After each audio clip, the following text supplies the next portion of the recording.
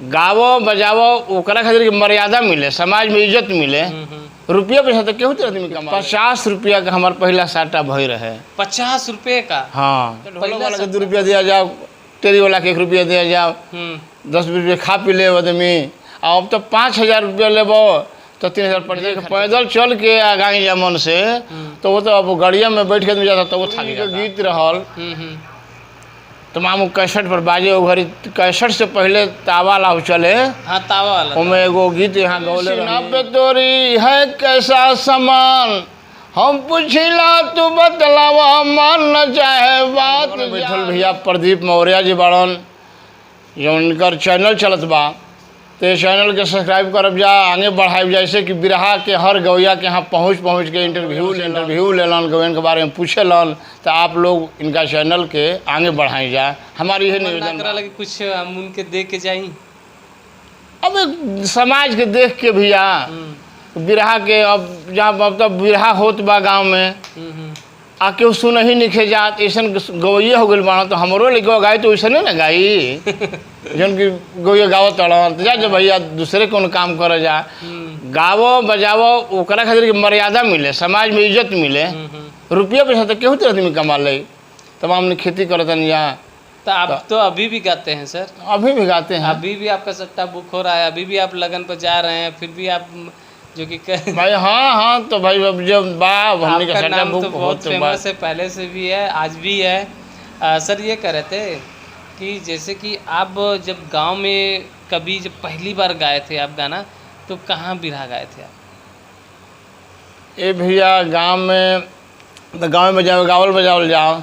आ इतना पहले के हमके बिरहा गावत हैं जहाँ कि 50 रुपया का हमार पहला साटा भई रहे। 50 रुपये का? हाँ, पहला सट्टा 50 रुपया का भइल। तो जनाओ कि आज मैंने 5000 पा के खुश नहीं थे आदमी जितना कि 50 रुपया में खुश रहे।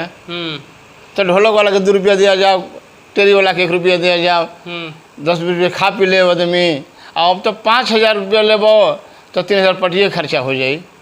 मतलब कि पहले 50 रुपये का जो सट्टा बुक होता था उतने में ही बहुत आनंद था। बहुत आनंद था। और हम लोग पैदल चलते थे। अच्छा, पैदल? बिहार में, हाँ, बिहार में प्रोग्राम होके तो आदमी भोजपुर उतर के 10-10 कोस ढोलक हारमोनिया लेके आदमी पैदल चल जाओ। मतलब पैदल लेके जाते थे? हाँ, ढोलक हारमोनिया लेके आदमी पैदल जाओ, गावे, बस पर चढ़ के, जीप पर चढ़ के। अब तो तमाम सुविधा हो गई बा, गाड़ी घोड़ा नहीं खे तब वो रिजर्व गाड़ी से ना जेबो तो पहुँचबे ना करब।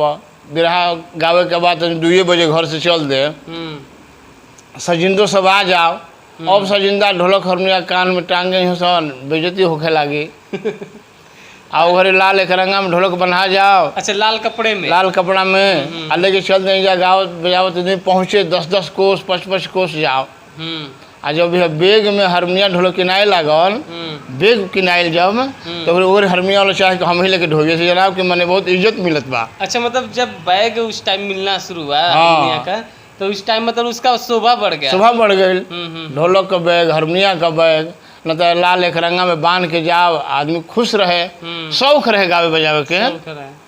गुरु जी, जैसे कि आप लोग जब 10 किलोमीटर 15 किलोमीटर पैदल जाते थे, आप जहाँ भी आप जिसे बता रहे हैं, तब जाने के बाद थकाई तो आई जाती थी? हाँ, था तो नया उमंग रहे, नया उम्र रहे, पैदल आदमी जाओ उतने ताव से गावे। अच्छा। अब तो मैंने खूब गाड़ी बढ़िया पे बैठ के जा तड़ो, उम्र में मन धीरे धीरे उम्र ढले लागल, तो अब उतने थकान रहता। गाड़िया में बैठ के आदमी जाता तो उतना थक जाता। जितना कि पैदल चल के आगाई जा मन से तो वो तो अब गाड़िया में बैठ के आदमी जाता तो वो थक जाता।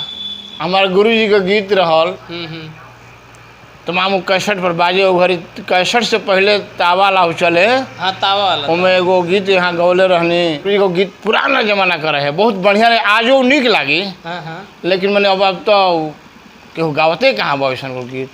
वो गीत रहल, गोरी रे गोरी सीना पे तोरी है कैसा सामान, हम पूछिला तू बतलावा, मन न चाहे बात जान मारे कजरावा बरछी समान, जान मारे कजरावा बरछी समान।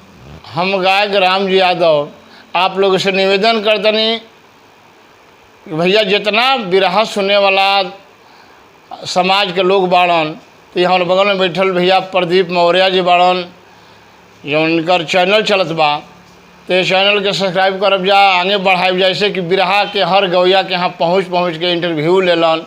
तो भाई जब इनके एक तबियत ही आगे प्रयास करिहन, तमाम गौयन के यहाँ पहुँचेलन, गौयन से इंटरव्यू लेलन, गौयन के बारे में पूछेलन, तो आप लोग इनका चैनल के आगे बढ़ाई जा। हमारी यही निवेदन बा आप लोगन से।